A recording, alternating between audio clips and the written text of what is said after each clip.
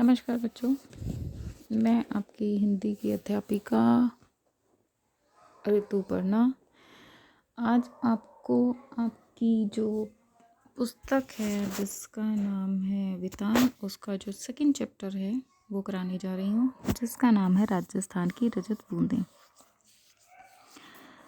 देखिए, जो राजस्थान का जो क्षेत्र है वो एक ऐसा क्षेत्र है जिसमें हमेशा से ही पानी की कमी रही है। तो इस पाठ में जो है इन्होंने यहाँ पर ये बताया है कि राजस्थान में लोग पानी कहाँ से लेते हैं, किस प्रकार से लेते हैं, और आज जो है जो क्या स्थिति वहाँ की है और किस प्रकार से उन्होंने पानी को बचाना सीखा और क्या इंतज़ाम वो कर रही हैं, इसी पर जो है ये पाठ आधारित है। जो प्रस्तुत पाठ है वो लिखा है अनुपम मिश्र जी ने, और इसमें हम राजस्थान का जो मरुस्थलीय क्षेत्र है उसमें पानी का स्रोत जो कि कुएं या कुएं होते हैं उस पर वह पूरा वर्णन किया गया है। तो और इसका निर्माण किस प्रकार से किया जाता है, जल संरक्षण वो किस प्रकार से करते हैं, यहाँ पर इस चीज़ का यहाँ पर वर्णन किया गया है। तो हम जिक्र करते हैं यहाँ पर पाठ का। इसमें जो है एक चेलवांजी शब्द जो है प्रयोग किया गया है। देखो, चेलवांजी होता है कुएं की खुदाई करने वाला, उसको चिकना करने वाला। तो उस जो व्यक्ति ये काम करते हैं उसको चेलवांजी कहा जाता है। तो यहाँ पर जो है पाठ को करते हुए जो है वो जिक्र करते हैं उसका कि पसीने से तरबतर चेलवांजी कुएं के भीतर काम कर रहे हैं। कोई 30-35 हाथ गहरी खुदाई हो चुकी है। अब भीतर गर्मी बढ़ती ही जाएगी, यानी कि जितना जितना हम नीचे कुएं को खोदते जाएंगे या कुएं को खोदते जाएंगे उतनी उतनी जो है कुएं में गर्मी बढ़ती जाएगी। अब वो यहाँ पर बता रहे हैं कि कुएं का व्यास घेरा बहुत ही संकरा होता है, यानी कि कुएं और कुएं में जो डिफरेंस होता है वो बताते हैं कि कुएं का जो व्यास है, उसका जो घेरा है वो कैसा होता है, कम होता है, और संकरा मीन्स थोड़ा गहरा जिसमें कम जगह हो। उकरों बैठे चेलवांजी की पीठ और छाती से 1 हाथ की दूरी पर मिट्टी है। वो स्थिति बता रहे हैं कि कुएं के अंदर जो लोग बैठे हैं उनकी स्थिति किस प्रकार की है। इतनी गहरी जगह में खोदने का काम कुल्हाड़ी या फावड़े से नहीं हो सकता, यानी कि कुएं का व्यास जो है वो कम होता है, घेराव कम होता है, तो वहाँ पर जो हमारी कुल्हाड़ी है, फावड़ा है या कस्सी है उससे काम नहीं चलता, छोटे औजार से काम चलाना पड़ता है। खुदाई यहाँ बसोली से की जाती है। बसोली छोटी डंडी का एक छोटे फावड़े जैसा औजार होता है। नुकीला फल लोहे का और हत्था लकड़ी का होता है। यहाँ पर वो बताया है कि वो किस प्रकार से दिखाई देती है।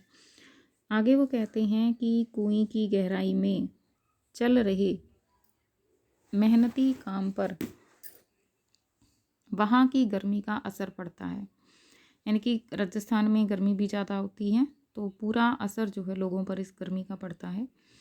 गर्मी कम करने के लिए लोग ऊपर से खड़े होकर बीच बीच में मुट्ठी भर रेत जोर से नीचे से फेंकते हैं। इससे ऊपर की ताज़ी हवा नीचे फिकाती है और गहराई में जमा जो दम घोटू गर्म हवा होती है वो ऊपर लौट जाती है।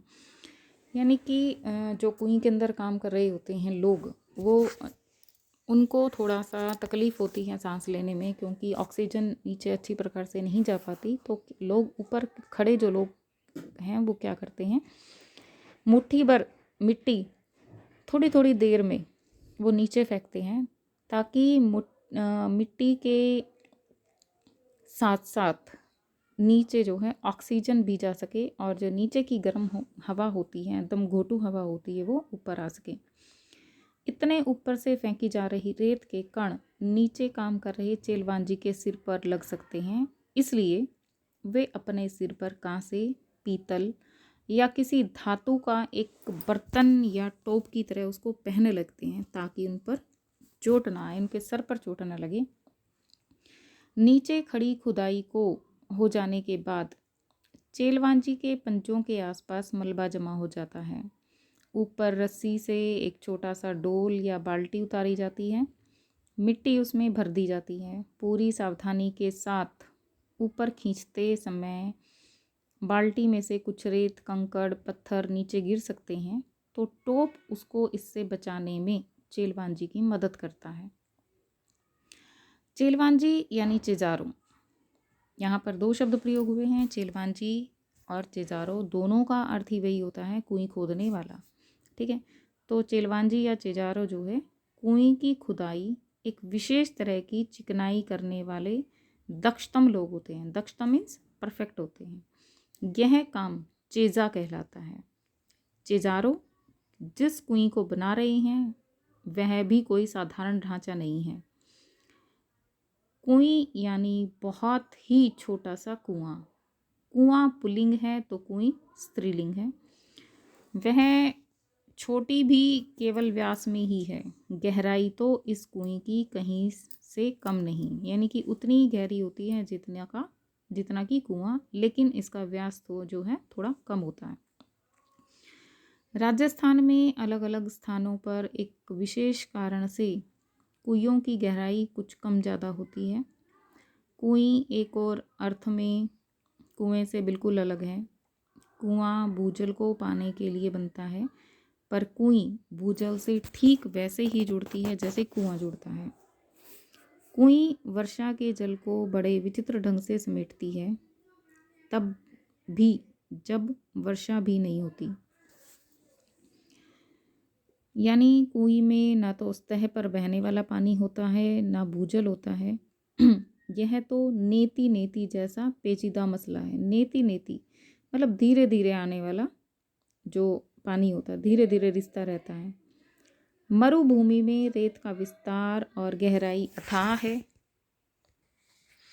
यानी कि जो रेगिस्तान का जो एरिया है वहाँ पर जो है बहुत ही ज़्यादा मात्रा में रेत पाया जाता है।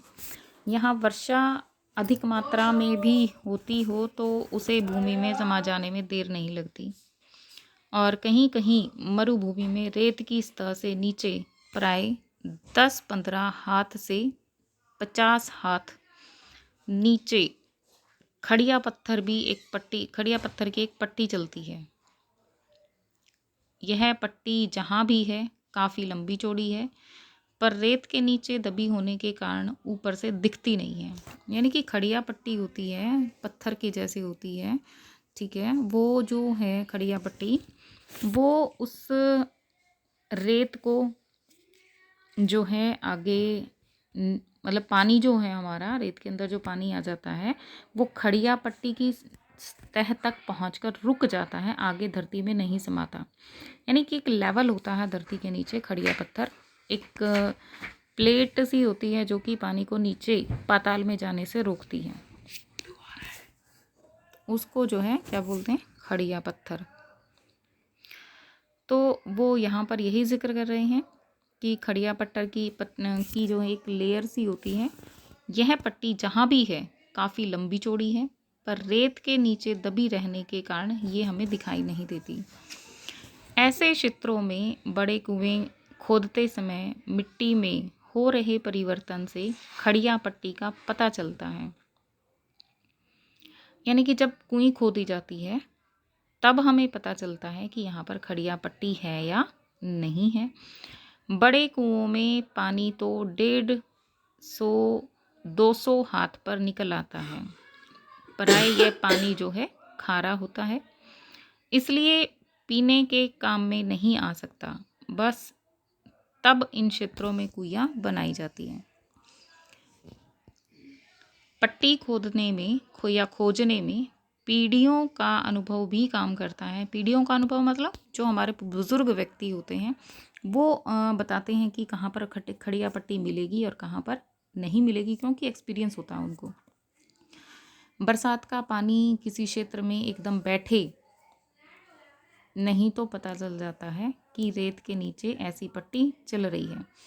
मैंने कहा था ना कि अगर रेत के नीचे खड़िया पट्टी है तो पानी पाताल में नहीं जाता है, ज़मीन में रहता है, रेत में रहता है, रेत में नमी बनी रहती है। अगर बारिश आ रही है और एकदम से रेत में जो बारिश आई है और वो एकदम से नीचे बैठ जाए, पानी नीचे चला जाता है, तो इसका मतलब वहाँ पर खड़िया पट्टी नहीं है। अगर पानी नहीं बैठता है, जमा होता है, रेत गीला रहता है काफ़ी समय तक, तो इसका मतलब वहाँ पर खड़िया पट्टी है। ये जो खड़िया पट्टी होती है ये पानी को नीचे तक नहीं पहुँचने देती। यह पट्टी वर्षा के जल को गहरे खारे भूजल तक जाकर मिलने से रोकती है। ऐसी स्थिति में उस बड़े क्षेत्र में वर्षा पानी भूमि को रेतीली सतह और नीचे चल रही पथरीली पट्टी के बीच अटक कर नमी की तरह फैल जाता है। जो मैंने आपको बताया कि खड़िया पट्टी है तो इसका मतलब रेत जो है वो नम रहेगी, गीली रहेगी। तेज पड़ने वाली गर्मी में इस नमी की भाप बनकर उड़ जाने की आशंका उठ सकती है। यानी कि अगर तेज गर्मी पड़ी तो जो पानी, जो रेत गीला है, उसमें जो नमी है वो गर्मी की वजह से वो भाप बनकर उड़ भी सकता है। पर ऐसे क्षेत्रों में प्रकृति की एक और अनोखी उदारता काम करती है। रेत के कण बहुत ही बारीक होते हैं। वे अन्यत्र या कहीं मिलने वाली मिट्टी के कणों की तरह एक दूसरे से चिपकते नहीं हैं। जहाँ लगाव है वहाँ अलगाव भी होता है। जिस मिट्टी के कण परस्पर चिपकते हैं वे अपनी जगह भी छोड़ते हैं और इसलिए वहाँ कुछ स्थान खाली छूट जाता है। जैसे दोमट या काली मिट्टी के जो क्षेत्र हैं, जैसे गुजरात, मध्य प्रदेश, महाराष्ट्र, बिहार आदि में वर्षा बंद होने के बाद धूप निकलने पर मिट्टी के कण चिपक जाते हैं और धरती में खेतों में आंगन में दरारें पड़ जाती हैं।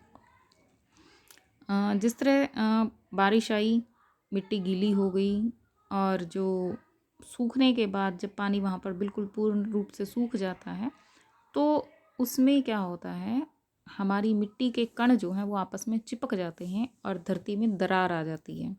जैसे कई बार आपने कहीं पिक्चर देखी होगी या तस्वीर देखी होगी, जैसे सूखा पड़ता है तो उसमें धरती फटी फटी सी नज़र आती है। इस तरह का जो है वो दिखाई देता है। लेकिन जो राजस्थानी एरिया होता है जहाँ पर रेत होता है उसमें वो धरती फटने के काम नहीं होते हैं, क्योंकि रेत के कण जो हैं वो अलग अलग होते हैं और वो इस तरह से दरारें बीच में नहीं पड़ती। ठीक है, यही बात उसने यहाँ पर हमें समझानी चाहिए।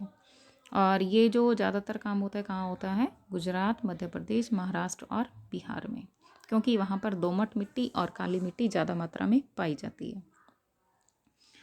आगे जो लेखक हैं वो ये कहते हैं कि धरती की संचित नमी इन दरारों की गर्मी पड़ते ही वाष्प बनकर वापस वातावरण में लौटने लगती है। ठीक है, यानी कि दोबारा से जो है धरती की में जो नमी होती है वो दरारों तक पहुंचती है। उन दरारों से गर्मी पड़ते ही वाष्प बनकर जो है वो ऊपर वातावरण में लौटने लगती है। पर यहाँ बिखरे रहने में ही संगठन है। मरुभूमि में रेत के कण समान रूप से बिखरे रहते हैं। यहाँ परस्पर लगाव नहीं, इसलिए अलगाव भी नहीं होता। पानी गिरने पर कण थोड़े भारी हो जाते हैं पर अपनी जगह नहीं छोड़ते, इसलिए मरुभूमि में धरती पर दरारें नहीं पड़ती। भीतर समाया वर्षा का जल भीतर ही बना रहता है, यानी कि वो भाप बनकर ज़्यादा नहीं उड़ पाता। एक तरफ थोड़े नीचे चल रही पट्टी इसकी रखवाली करती है तो दूसरी तरफ ऊपर रेत के असंख्य कणों का कड़ा पहरा बैठा रहता है, पर वे अपनी जगह नहीं छोड़ते, इसलिए मरुभूमि में धरती पर दरारें नहीं पड़ती। भीतर समाया वर्षा का जल भीतर ही बना रहता है।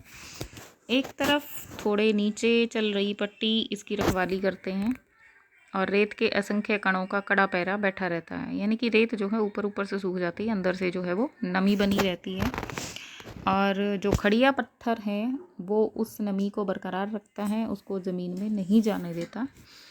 तो यही बात यहाँ पर समझाई गई है उसके बाद जो है वो ये बताते हैं कि इस हिस्से में बरसी बूंद बूंद रेत में समाकर नमी में बदल जाती है।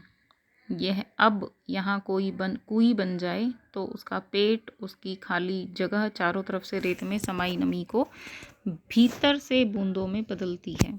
यानी कि जब कुई यहाँ पर खोदी जाती है तो जो रेत की नमी है वो धीरे धीरे जो है पानी में बदलती है, और जो हम कुई खोदते हैं तो उस कुई में जो है वो धीरे धीरे पानी के रूप में रिसती रहती है, और कुई में पानी जमा होने लगता है। खारे पानी के सागर में अमृत जैसा मीठा पानी है। इस अमृत को पाने के लिए मरुभूमि के समाज ने खूब मंथन किया है। आपने अपने अनुभवों को व्यवहार में उतारने का एक पूरा शास्त्र जो है विकसित किया है, और इस शास्त्र ने समाज के लिए उपलब्ध पानी को 3 रूपों में बांटा है। यहाँ पर जो है समाज पूरे पानी का जो पूरा वर्णन यहाँ पर किया गया है, जो पानी का शास्त्र जो लिखा गया है, इसमें पानी किस प्रकार का होता है, कितने प्रकार का होता है, उसका यहाँ पर पूरा जिक्र किया गया है। तो यहाँ पर वो कहता है कि पहला जो रूप होता है वो होता है पालर पानी, यानी सीधे बरसात से मिलने वाला पानी जो है वो पालर पानी पर होता है। यह धरातल पर बहता है और इसे नदी, तालाब आदि में रोका जाता है। यानी कि जो बारिश का पानी होता है उसको इकट्ठा कर लिया जाता है, या तो तालाब बना देते हैं या फिर नदी के रूप में वो बहता रहता है, तो उसको जो है हम पालर पानी रहते हैं। जो धरातल पर बहता है, चाहे नदी है, तालाब है, ये नहर हैं, या जो छोटे छोटे तालाब या बड़े झील जो हैं, वो क्या होता है, पालर पानी कहलाता है। यहाँ आदि शब्द में भी कुछ छिपा हुआ है, उसका पूरा विवरण आगे कहीं और मिलेगा। यानी कि आदि में क्या है, और कौन कौन सी ऐसी जगह होती हैं जहाँ पर ये पालर पानी मिलता है, जो धरातल का पानी होता है वो होता है। ठीक है, यानी कि नदी, तालाब आदि में हम झील भी ले सकते हैं, तालाब तो है ही है, नदी है, नहरें हैं, इस तरह का। ठीक है, इसका पूरा विवरण कहीं और मिल जाएगा। आगे वो कहते हैं कि दूसरे पानी का जो दूसरा रूप है वो होता है पाताल पानी। यह वही भूजल है जो कुओं से निकाला जाता है, यानी कि पाताल से जो पानी निकाला जाता है उसको भूजल भी कहते हैं, और ये कुओं के द्वारा निकाला जाता है। और तीसरा पानी होता है पालर पानी, और पाताल पानी के बीच का जो पानी होता है उसका तीसरा रूप है, जिसका नाम है रेजानी पानी। ये जो है धरातल से नीचे उतरा है लेकिन पाताल में नहीं मिल पाया, इसलिए इसको रेजानी पानी कहते हैं। यानी कि ज़मीन में तो गया लेकिन वो पाताल तक नहीं पहुंचा, वो बीच में ही अटक गया, इसलिए इसको हम रेजानी पानी कहते हैं। वर्षा की मात्रा नापने में भी इस इंच या सेंटीमीटर नहीं बल्कि रेजा शब्द का प्रयोग किया जाता है। देखो, वर्षा को नापने के लिए वैसे तो अनेक जो मापदंड हैं वो होते हैं, सेंटीमीटर या इंच में नापते हैं, लेकिन जो हमारे राजस्थान की तरफ का जो एरिया है वहाँ पर उसको हम नापते हैं रेजा में। ठीक है, रेजा का माप धरातल पर हुई वर्षा को नहीं, धरातल में समाई वर्षा को नापता है। देखिए, जब बारिश होती है तब हम उसको इंच या सेंटीमीटर में नापते हैं कि आज इतने इंच बारिश हुई, लेकिन ये जो माप है ये क्या होता है, धरती के अंदर जो बारिश का पानी समा गया है, ठीक है, उसको नापने के काम आता है। ठीक है, ज़मीन के अंदर कितनी बारिश कितनी हुई और ज़मीन के अंदर कितना जो पानी वो समाया है, बारिश का पानी समाया है, उसको नापने का एक माप तोल है, न मापदंड है, तो उसको क्या बोला जाता है, रेजा। और इसी के आधार पर हमने जो है उसको क्या बनाया है, रेजानी पानी बोला है। मरुभूमि में पानी इतना गिरे कि 5 उंगल भीतर समा जाए तो उस दिन की वर्षा को हम 5 उंगल रेजा कहेंगे। यानी कि 5 उंगल तक जो है वो पानी समा जाता है, तो उसको हम 5 उंगल रेजा कहेंगे। रेजानी पानी खड़िया पट्टी के कारण पाताली पानी से अलग बना रहता है। देखिए, जब खड़िया पट्टी का जिक्र हुआ था पहला कि जो खड़िया पट्टी होती है वो रेत के पानी को पाताल में नहीं पहुंचने देती, और जो खड़िया पट्टी के ऊपर पानी जो इकट्ठा हो जाता है उसको ही हम रेजानी पानी कहते हैं। और वो ये भी बता रहे हैं कि खड़िया पट्टी के कारण क्या है, जो रेजानी पानी है वो पाताल से नहीं मिल पाता है और उसका एक विशिष्ट रूप होता है। यदि किसी जगह भूजल पाताली पानी खारा है तो रेजानी पानी भी उसमें मिलकर खारा हो जाता है। मान लो कोई ऐसी जगह है जहाँ पर खड़िया पट्टी नहीं है, तो ये जो हमारा जो रेजानी पानी है वो क्या होगा, वो खारे पानी के साथ मिलकर खारा हो जाएगा। आगे वो कहते हैं कि इस विशिष्ट रेजानी पानी को समेट सकने वाली जो कुएं है उसको बनाना सचमुच एक विशिष्ट कला है। ठीक है, 4-5 हाथ की व्यास की कुएं को 30 से 60-65 हाथ की गहराई तक उतारने वाले चिजारों कुशलता और सावधानी की पूरी ऊंचाई नापते हैं। चेजो यानी चिकनाई का श्रेष्ठतम काम कुएं का प्राण है। इसमें थोड़ी सी भी चूक चिजारों के प्राण ले सकती है। हर दिन थोड़ी थोड़ी खुदाई होती है, डोल से मलबा निकाला जाता है, फिर आगे की खुदाई रोककर अब तक जितना भी काम हो चुका होता है उसकी चिकनाई की जाती है, ताकि मिट्टी खिसके ना, धसे ना। 20-25 हाथ की गहराई तक जाते जाते गर्मी बढ़ जाती है और हवा भी कम हो जाती है। तब ऊपर से मुट्ठी भर भर कर रेत नीचे तेजी से फेंकी जाती है। मरुभूमि में जो हवा रेत के विशाल टीलों तक को यहाँ से वहाँ उड़ा देती है, वही हवा यहाँ कुएं की गहराई में एक मुट्ठी रेत से उड़ने लगती है और पसीने में नहा रहे चेलवांजी को राहत दे जाती है। कुछ जगहों पर कुएं बनाने का यह कठिन काम और भी कठिन हो जाता है। किसी किसी जगह ईंट की चिकनाई से मिट्टी को रोकना संभव नहीं हो पाता, तब कुएं को रस्से से बांधा जाता है।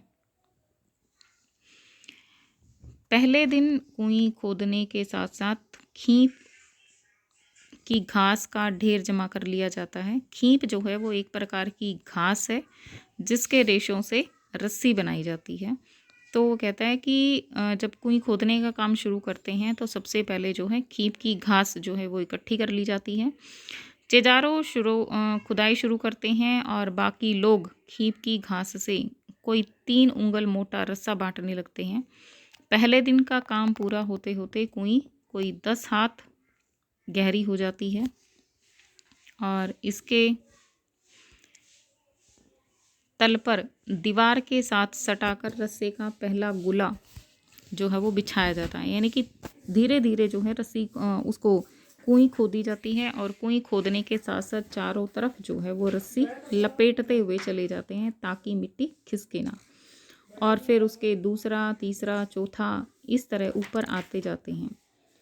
खींप घास से बना खुरदरा मोटा रस्सा है। यह हर घेरे पर अपना वजन डालता है और बटी हुई लड़ियाँ एक दूसरे में फंसकर मजबूती से एक के ऊपर एक बैठ जाती है। रस्से का आखिरी छोर ऊपर रहता है। यानी कि धीरे धीरे जो है कुएं खुदती जाती है और उस रस्से से जो है उसकी चारदीवारी उसको गोलाई दे दी जाती है ताकि मिट्टी खिसके ना और मजबूती जो है वो बनी रहे। अगले दिन फिर कुछ हाथ तक मिट्टी खोदी जाती है और रस्से की पहले दिन जमी हुई कुंडली दूसरे दिन खोदी गई जगह में सरका दी जाती है। यानी कि धीरे धीरे जो है रस्सियों को नीचे उतार दिया जाता है। ऊपर छुटी दीवार में अब एक नया रस्सा बंध जाता है। इससे रस्सी को कुंडली को टिकाए रखने के लिए बीच बीच में कहीं कहीं चिकनाई भी करते जाते हैं। यानी कि बीच बीच में जो है वो थोड़ा सा इसको चिकना कर दिया जाता है ताकि वो एक दूसरे में अटकी रहें, उनमें फंसी रहे, खिसके ना।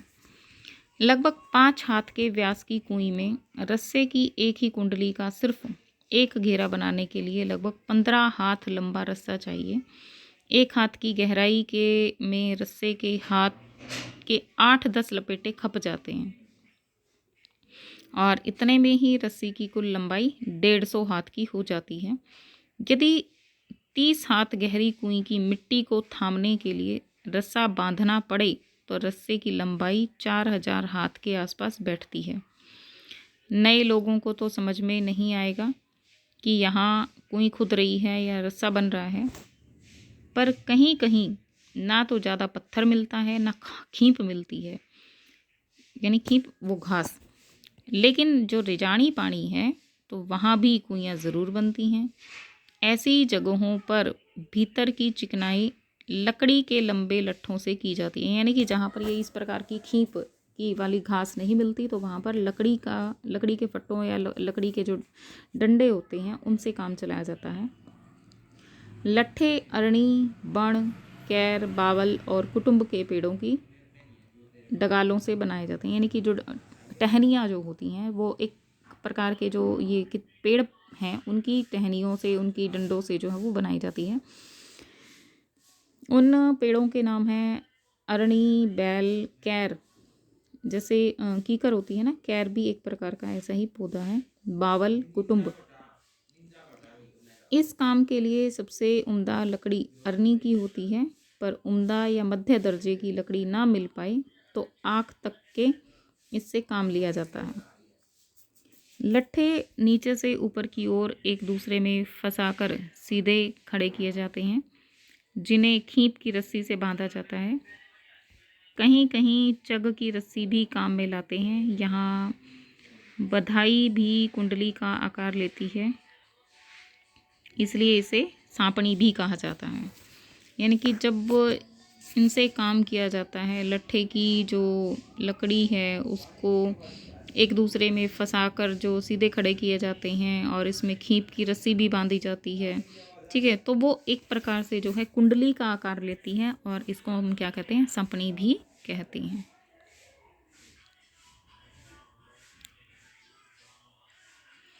आगे वो ये कहते हैं कि नीचे खुदाई और चिकनाई का काम कर रहे चेलवां जी, मिट्टी की खूब परख रहती है। खड़िया पत्थर की मिट्टी आते ही सारा काम रुक जाता है और इस क्षण नीचे धार लग जाती है, चिजारों ऊपर आ जाते हैं, यानी कि एक लेवल होता है जहाँ पर जो है उनको पता लग जाता है कि ये मिट्टी अब इतनी ख़त्म हो गई, यहाँ पर खड़िया पत्थर जो है अब आएगा, तब वहाँ जाकर वो अपने काम को रोक देते हैं और उसके बाद धीरे धीरे पानी जो है कुएं में इकट्ठा शुरू होता है और उनको पता लग जाता है कि अब पानी आने वाला है, तो वो चिजारों जो है ऊपर आ जाता है। कुएं की सफलता यानी सजलता उत्सव का अवसर बन जाती है, तो वे पहले दिन से काम करने वालों को विशेष ध्यान रखना यहाँ की एक परंपरा रही है। पर काम पूरा होने पर तो विशेष भोज का आयोजन होता है। चेलवान जी को विदाई के समय तरह तरह की भेंट दी जाती है। चिजारों के साथ गांव का संबंध उस दिन से नहीं टूट जाता था। यह आज प्रथा से उन्हें वर्ष भर के 30 त्योहारों में, विवाह जैसे मंगल कार्यों में, मंगल अवसरों पर नेक भेंट दी जाती है, यानी कि जो चिजारों होते हैं उनको जो है हर एक कोई भी अवसर आता है, 30 त्योहार है, शादी ब्याह है, तो ऐसे अवसरों पर जो है उनको नेक भेंट दी जाती है। फसल आने पर खलियान में उनके नाम से अनाज का एक अलग ढेर भी निकाला जाता है। अब सिर्फ मजदूरी देकर ही काम करवाने का रिवाज आ गया, यानी कि पहले जो है लोग उनको मान सम्मान देते थे, पैसा भी देते थे और साथ के साथ जो है उनको नेक जतन भी करते थे। वर्ष भर के होने वाले 30 त्योहारों पर उनको एक अलग से भेंट दी जाती थी। लेकिन आजकल क्या है, ये जो रिवाज जो हैं वो बदल गए हैं और अब जो है लोग क्या करते हैं, सिर्फ मेहनताना पैसे देकर उनसे काम करवा लेते हैं। कई जगहों पर चिजारों के बदले सामान्य गृहस्थ भी इस विशिष्ट कला में कुशल बन गए थे। जैसलमेर के अनेक गांवों में पालीवाल ब्राह्मणों, मेघवाल जो कि अनुसूचित जाति के अंतर्गत आते हैं, के हाथों से 100-200 बरस पहले बनी पार या कुइयाँ आज भी बिना थके पानी जुटा रही हैं। यानी कि जो हमारा जैसलमेर का एरिया है, वहाँ पर जो गांव है पालीवाल ब्राह्मणों का और मेघ वालों का, वहाँ पर आज भी ये कुइयाँ पाई जाती हैं और उन कुइयों में आज भी पानी पाया जाता है। कुएं का मुंह छोटा रखने के 3 बड़े कारण हैं। रेत में जमा नमी से पानी की बूंद बूंद धीरे धीरे रिसती है। दिन भर में एक कुएं मुश्किल से इतना ही पानी जमा कर पाती है उससे 2-3 घड़े भर सकें। कुएं के तल पर पानी की मात्रा इतनी कम होती है कि यदि कुएं का व्यास बड़ा हो तो कम मात्रा का पानी ज़्यादा फैल जाएगा, तब उसे ऊपर निकालना संभव नहीं होगा। तो छोटे व्यास की कुएं में धीरे धीरे रिस कर आ रहा पानी 2-4 हाथ की ऊंचाई तक ले लेता है। कई जगहों पर कुएं से पानी निकालते समय छोटी बाल्टी के बदले छोटी चड़स का उपयोग भी किया जाता है और इसका कारण यही है कि अगर छोटी चड़स डाल दी जाएगी तो उसमें पानी आसानी से निकाला जा सकता है। चड़स जो है वो एक चमड़े का बर्तन होता है, चमड़े की एक पोटली सी होती है जिसके मुंह पर जो है लोहे का एक वजनी कड़ा बंधा होता है, जो कि उसको उसके अंदर पानी के अंदर डुबोलने में जो है काम करता है, ताकि उससे पानी जो है आसानी से खींचा जा सके, उसमें पानी आसानी से भर सके। उसने कहा है कि धातु की बाल्टी का पानी में आसानी से डूबती नहीं है, पर मोटे कपड़े या चमड़े की जो चड़स होती है उसके मुंह पर लोही वजनी कड़ा बांधा होता है। चड़स पानी से टकराता है, ऊपर का वजनी भाग नीचे के भाग पर गिरता है और इस तरह कम मात्रा में पानी भी ठीक से पानी में डूब जाता है और भर जाने पर ऊपर उठते ही चड़स अपना पूरा आकार ले लेती है। पिछले दौर में ऐसे कुछ गांवों में आसपास से सड़कें निकली, ट्रक दौड़े, ट्रकों की फटी ट्यूब से भी छोटी छोटी चड़स जो है वो बनने लगी हैं। कुएं के व्यास का संबंध इन क्षेत्रों में पड़ने वाली तेज गर्मी से है। यानी कि जितनी उस गर्मी के हिसाब से जो है कुएं का व्यास जो है उस बनाया जाता है। व्यास बड़ा हो तो कुएं के भीतर पानी ज़्यादा फैल जाएगा और बड़ा व्यास पानी को भाप बनकर उड़ने में रोक नहीं पाएगा। कुएं को उसके पानी को साफ रखने के लिए उसे ढककर रखना ज़रूरी होता है। छोटे मुंह को ढकना सरल होता है। हर एक कुएं पर लकड़ी के ढक्कन बने होते हैं। कहीं खस की टट्टी की तरह घास फूस या छोटी सी टहनियों से बनी ढक्कनों का यहाँ पर उपयोग किया जाता है।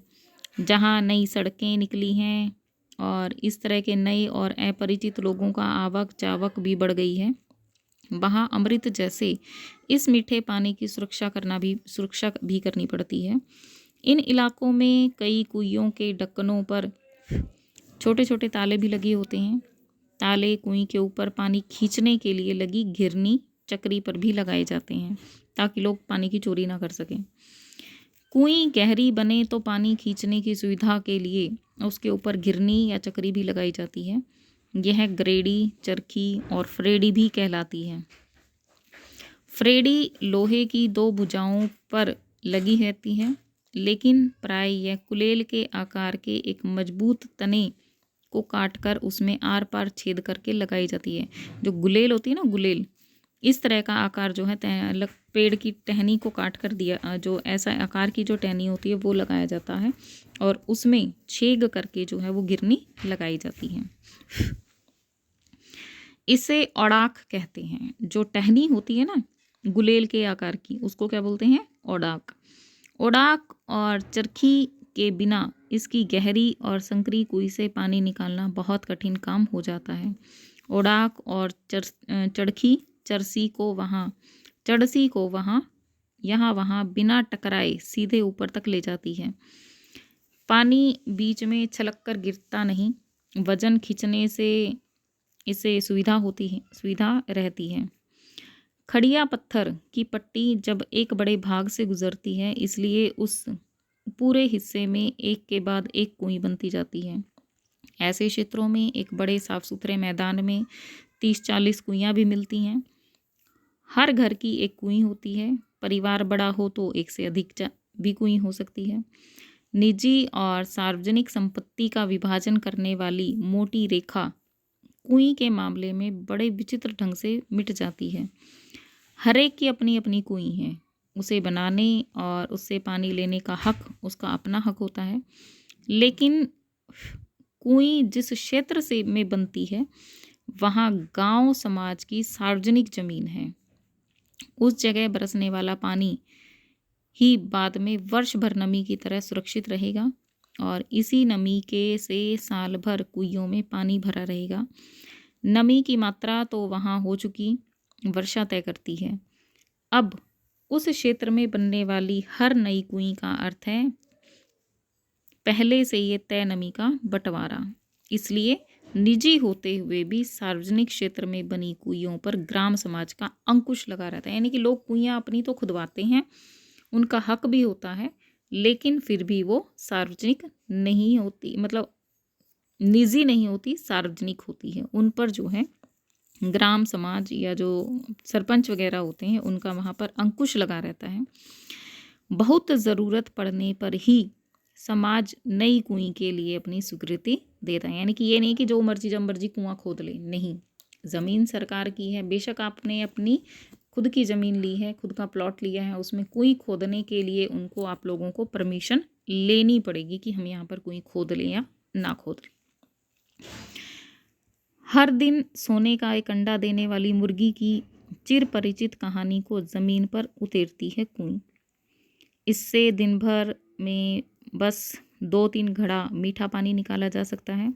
इसलिए प्राय पूरा गांव गोधूली बेला में कुइयों पर आता है। यानी कि शाम के समय जो है कुइयों पर पानी लेने आते हैं, ताकि सवेरे से शाम तक पानी उसमें इकट्ठा हो जाए और वो पानी ले जा सकें। तब मेला सा लग जाता है। गांव से सटे मैदान में 30-40 कुइयों पर एक साथ घूमती घिरनियों का स्वर गोचर से लौट रहे पशुओं की घंटियों और रंभाने की आवाज़ में समा जाता है। देखो, पानी निकालने के लिए जो घिरनी के ऊपर जो है रस्सी चलती है, तो उससे एक साउंड निकलती है, आवाज़ निकलती है। उसके साथ साथ जो कहते हैं कि घिरनियों का स्वर गोचर से लौट रहे, गोचर यानी कि गायों को चराकर वापस आ रहे पशुओं की घंटियों और गायों की या भैंसों की रंभाने की आवाज़ में समा जाता है। यानी कि दोनों जो हैं मिक्स हो जाती हैं। 2-3 घड़े भर जाने पर डोल और रस्सियाँ समेट ली जाती हैं। कुइयों के ढक्कन आपस में बंद हो जाते हैं। रात भर और अगले दिन भर कुइयाँ आराम करेंगी। यानी कि जब शाम के समय पानी लोग ले जाते हैं, तो पूरी रात और पूरा दिन जो है कुइयों को ढककर बंद कर दिया जाता है, ताकि उसमें और पानी इकट्ठा हो सके। रेत से नीचे सब जगह खड़िया पट्टी नहीं है, इसलिए कुईं भी पूरे राजस्थान में नहीं मिलेगी। चूरू, बीकानेर, जैसलमेर, बाड़मेर के कई क्षेत्रों में यह पट्टी चलती है और इसी कारण वहाँ गांव-गांव में कुइयाँ ही कुइयाँ हैं। जैसलमेर जिले के एक गांव खडेरों की ठाणी में तो 120 कुइयाँ थीं। लोग इस क्षेत्र को 6 बीसी या 6x20 जिसको बोला जाता है 6 बीसी के नाम से भी जानते हैं। कहीं कहीं इसे पार भी कहते हैं। जैसलमेर तथा बाड़मेर के कई गांव पार के कारण ही आबाद हैं। यानी कि इन कुइयों के कारण ही वो यहाँ पर जो है लोग जीवन व्यतीत कर रहे हैं और इसीलिए इन गांवों के नाम पर भी नाम पार पर ही हैं। जैसे जानरे आलो पार, सिगरू आलो पार। यानी कि ये जो पार शब्द है ये इन कुइयों से संबंधित है, इसलिए हर एक गांव के पीछे पार शब्द का प्रयोग किया जाता है। अलग अलग जगहों पर खड़िया पट्टी के भी अलग अलग नाम हैं। कहीं यह चरोली, तो कहीं धाधड़ो, धड़धाड़ो, धड़धड़ो, कहीं पर बिट्टू रो बिल्लियों के नाम से भी जानी जाती है। तो कहीं पर इस पट्टी का नाम केवल खड़ी भी है। यानी कि जो खड़िया पट्टी होती है ना, उसको कई नामों से जानते हैं। खड़िया पट्टी को और बोलते हैं चरोली, चारोली, धाधड़ो, धड़धड़ो, बिट्टू, बिल्लियो। ठीक है। और कहीं कहीं पर इसको क्या बोलते हैं, खड़ी भी बोलते हैं। और इस खड़ी के बल पर खारे पानी के बीच मीठा पानी देती खड़ी रहती है कुई। यानी कि जो पाताल पानी होता है उस पानी को वो ऊपर आने नहीं देती खड़िया पट्टी जो है हमारी, और जो मीठा पानी होता है कुइयों का उसको वो खारा नहीं होने देती। यानी कि बहुत ही महत्वपूर्ण स्थान है खड़िया पट्टी का। ठीक है। अब ये पाठ जो है यहाँ पर हमारा समाप्त होता है। कल की वीडियो में हम इसके प्रश्नोत्तरों पर चर्चा करेंगे। इसको अच्छे से पढ़ लीजिए, समझ लीजिए।